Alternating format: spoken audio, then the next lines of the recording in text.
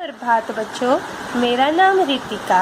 आज हम हिंदी पाठ्य पुस्तक बसंत का अध्याय 1 प्रार्थना कविता के बारे में पढ़ेंगे।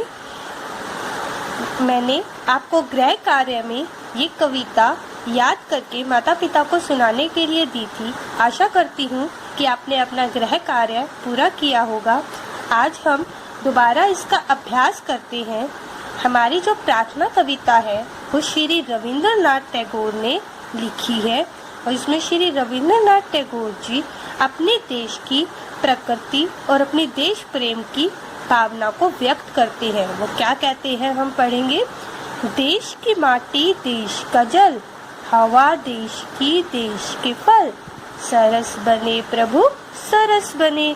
यहाँ सरस का अर्थ है रसीला, अर्थात जो हमारे देश की मिट्टी, जल, हवा और फल है वो इतने रसीले हों कि सभी लोग उसका अच्छी तरीके से प्रयोग कर सके।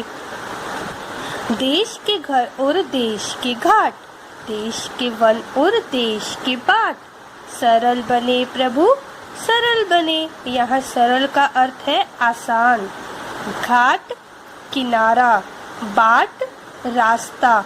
इसमें श्री रविंद्रनाथ टैगोर जी कहते हैं कि जो हमारे देश के घर हैं, हमारे देश के जो किनारे हैं, नदियों के किनारे हैं, रास्ते हैं, जंगल है, वो सभी इतने आसान बने कि सभी लोग उसके ऊपर आसानी से चल सके।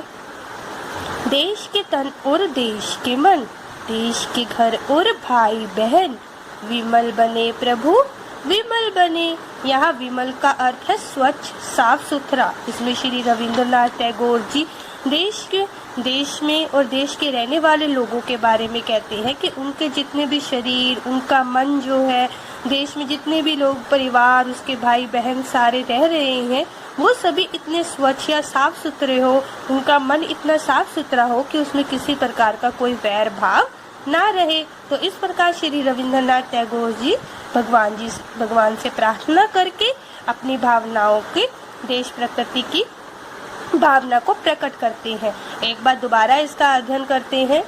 देश की माटी देश का जल, हवा देश की देश के फल, सरस बने प्रभु सरस बने। देश के घर और देश के घाट, देश के वन और देश के बाट, सरल बने प्रभु सरल बने। देश के तन और देश के मन, देश के घर और भाई बहन, विमल बने प्रभु विमल बने। अब मैंने गृह कार्य में आपको ये शब्दार्थ याद करने के लिए और लिखने के लिए दिए थे। आशा करती हूँ कि आपने अपना गृह कार्य पूरा किया होगा। अब हम दोबारा इसका एक बार अध्ययन कर लेते हैं। सरस रसीला, सरस रसीला, घाट किनारा, घाट किनारा, वन जंगल, वन जंगल, विमल स्वच्छ, विमल स्वच्छ, माटी मिट्टी, माटी मिट्टी, बाट रास्ता, बाट रास्ता, तन शरीर, तन शरीर। आज हम जो इस कविता के कवि हैं श्री रविंद्रनाथ टैगोर जी, उनके बारे में पढ़ेंगे कि क्या कहते हैं कि कवि का सामान्य परिचय। इसमें जो श्री रविंद्रनाथ टैगोर जी है, उनका जन्म कहाँ हुआ, वो कैसे रहते थे, आज हम उसके बारे में पढ़ेंगे। रविंद्रनाथ टैगोर का जन्म 7 मई 1861 को कलकत्ता के प्रसिद्ध जोरासाको भवन में हुआ था। कहाँ हुआ था उनका जन्म? जोरासाको भवन जो कलकत्ता में है। और कब हुआ था जन्म? 7 मई 1861 को हुआ था। अब सेकंड लाइन है, टैगोर की बाल्यकाल, बाल्यकाल होता है बचपन, बचपन से ही कविताएं और कहानियां लिखने में रुचि थी। जैसे आप सभी को कुछ न कुछ गेम पसंद होते हैं, ऐसे ही रविंद्रनाथ टैगोर जी को कविताएं और कहानियां लिखना बहुत अच्छा लगता था। तो वो बचपन से ही कविताएं और कहानियां लिखते थे। टैगोर को प्रकृति से अगाध प्रेम था। अगाध होता है बहुत गहरा, किससे? प्रकृति से। प्रकृति जैसे कि जो हमारे पहाड़, पेड़ पौधे, नदियां हैं, उनको देखना उन्हें बहुत अच्छा लगता था। तो टैगोर जी को जो हमारे देश की प्रकृति है उससे बहुत गहरा प्रेम या प्यार था। रविंद्रनाथ टैगोर की प्राथमिक शिक्षा सेंट जेवियर स्कूल में हुई थी। मतलब जो रविंद्रनाथ टैगोर जी है, उन्होंने शुरू की जो प्राथमिक शिक्षा है अपनी, वो कौन से स्कूल से करी थी? सेंट जेवियर स्कूल से करी थी। रविंद्रनाथ टैगोर की सबसे लोकप्रिय रचना गीतांजलि रही। उनकी जो सबसे लोकप्रिय, सबसे ज्यादा लोगों को पसंद आने वाली जो रचना थी वो गीतांजलि थी। 7 अगस्त 1941 को कलकत्ता के इस बहुमुखी साहित्यकार का निधन हो गया। अर्थात 7 अगस्त 1941 को कलकत्ता में जो है इनका निधन हो गया।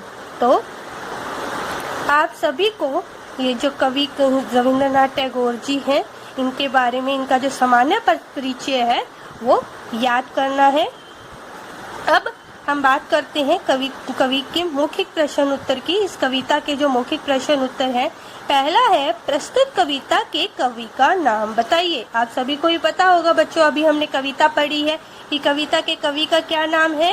श्री रविंद्रनाथ टैगोर। नेक्स्ट है हमारे देश के घाट कैसे सरल बन सकते हैं। तो बच्चों इसमें जो कवि हैं श्री रविंद्रनाथ टैगोर जी, वो भगवान जी से क्या कर रहे हैं? प्रार्थना कर रहे हैं ताकि हमारे देश की जो प्रकृति है वो अच्छी रहे। तो इसमें भी हमारे देश के घाट कैसे सरल बन सकते हैं? हमारे देश के घाट जो है प्रभु से प्रार्थना करके सरल बन सकते हैं। नेक्स्ट है तन और मन के विमल होने का क्या आशय है। तन और मन के विमल होने का क्या आशय? विमल का मतलब होता है स्वच्छ या साफ सुथरा। तन शरीर, मन जो है हमारे अंदर का जो मन है, तो वो इसका क्या आशय है? तन और मन के विमल होने का आशय है कि हमारा जो तन है और मन जो है वो साफ रहे। हमारे पास है सही विकल्प पर सही का निशान लगाइए। हमें यहाँ पे क्वेश्चन दिया गया है, उसके कुछ विकल्प दिए गए हैं। इसमें जो भी विकल्प हमें सही लगता है उसके ऊपर हमें सही का निशान लगाना है। फर्स्ट है कवि प्रभु से क्या सरल बनाने की बात कर रहा है। सरल मतलब आसान। क्या आसान बनाने की बात कर रहा है? घाट, वन, उपयुक्त सभी। तो इसका आंसर क्या आएगा बच्चों? उपयुक्त सभी। मतलब वो घाट भी सरल बनाना चाहते हैं और वन भी। तो इसका आंसर है उपयुक्त सभी। अब सेकंड है कविता में कवि किस विषय पर चर्चा कर रहा है। इसमें किस विषय पर चर्चा कर रहा है? देश के बारे में, घर के बारे में या गांव के बारे में? किसके बारे में बच्चों? देश के। तो किसके ऊपर आएगा? देश के। देश के ऊपर टिक का निशान लगेगा, सही का निशान लगेगा। अब है हमें यहाँ पर कुछ अभी हमने कविता पढ़ी है, उसकी कुछ अधूरी पंक्तियां हमें दी हुई है, हमें उसको पूरा करना है। जो अगर आपको कविता याद है तो आप इसको बहुत आसानी से पूरा कर लेंगे। कैसे? देश के घर और देश के घाट, देश के वन और देश के बाट क्या हुए? सरल बने प्रभु, सरल बने। देश के तन और देश के मन, देश के घर और भाई बहन, विमल बने प्रभु, विमल बने। अब हमारे पास देखो यहाँ पे कुछ प्रश्न उत्तर दिए गए हैं जो हम सभी को याद लिखने हैं अपनी नोटबुक पे और याद भी करनी है। पहला है कवि ने क्या सरस बनाने की प्रार्थना की है। इसमें कवि जो है क्या सरस बनाना चाहता है? कवि ने जो है हमारे देश की ऊपर कविता लिखी है, तो वो क्या सरस बनाएंगे? कवि ने हमारे देश की मिट्टी, जल, हवा और फल को जो है सरस बनाने की प्रार्थना की है। अब है देश के घाट, वन और बाट कैसे हों। अभी हमने कविता पढ़ी है तो उसमें कवि क्या कह रहे हैं कि जो हमारे देश के घाट हैं, वन हैं, वो बाट हैं, वो कैसे हो? सरल हो। तो इसका आंसर आएगा देश के घाट, वन और बाट सरल हो। अब है लोगों के मन और शरीर कैसे हों। इसमें कवि क्या कह रहे हैं कि लोगों का मन और शरीर कैसा होना चाहिए? लोगों का मन और शरीर साफ सुथरा होना चाहिए। तो इसका आंसर है लोगों के मन और शरीर है साफ हो। इस कविता में कवि की किस भावना को व्यक्त किया गया है? इस कविता में कवि की किसको, देश की, कवि ने जो है प्रकृति और देश प्रेम की भावना को व्यक्त किया है। तो बच्चों हमें यहाँ पर शुद्ध वर्तनी पर गोला लगाना है। देखो यहाँ पे दो शब्द दिए गए हैं, देश देश। तो यहाँ पे शुद्ध जो है शलगम वाला है, तो यहाँ पे शुद्ध के ऊपर देश, इसके ऊपर सर्कल या गोला लगाना है। नेक्स्ट वन इज सरल सरल। तो यहाँ पे सरल जो है सही है, तो इसके ऊपर हम सर्कल लगा देंगे। नेक्स्ट प्रार्थना प्रार्थना, यहाँ पे जो थ के ऊपर र लगा हुआ है वो सही है, तो वो जो है शुद्ध है, इसके ऊपर हम सर्कल लगाएंगे। नेक्स्ट है प्रभु प्रभु, यहाँ पे प के नीचे जो र लगा हुआ है वो सही है, तो हम इसके ऊपर सर्कल लगा देंगे। नेक्स्ट है विमल विमल, यहाँ पे जो छठी की मात्रा लगी हुई है वो विमल शुद्ध है, तो हम इस पे सर्कल लगाएंगे। नेक्स्ट है वहन बहन, बहन वाला सही है, तो हम इसके ऊपर यहाँ सर्कल लगा देंगे। अब देखो ये हमें कुछ पर्यायवाची शब्द दिए गए हैं जो हमें लर्न करने हैं।